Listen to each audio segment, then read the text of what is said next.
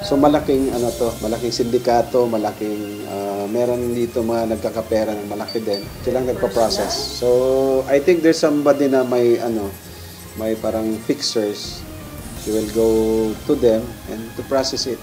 Iniimbestigahan na ng National Bureau of Investigation Region 11 ang malaking sindikato na nasa likod ng pagkuha ng palsipikadong mga dokumento para sa Chinese nationals. Kahapon, isang Chinese national ang inaresto matapos magtangkang kumuha ng Philippine passport gamit ang palsipikadong driver's license, Philippine Statistics Authority o PSA ID at Certificate of Live Birth na may Filipino name. Base sa mga dokumento, 2013 nang mag-apply ito ng late birth registration sa local civil registrar ng Santa Cruz, Davao del Sur.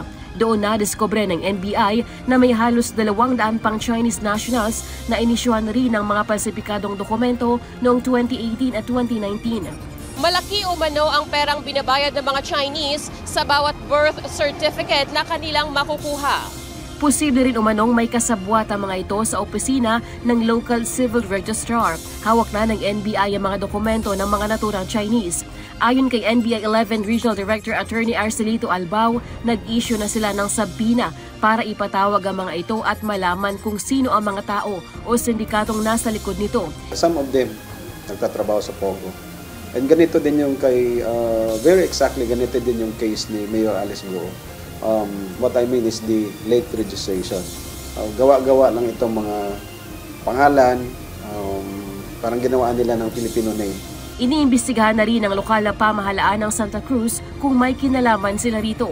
Pag LGU ang involved, papasok yung tinatawag natin na graft and corruption.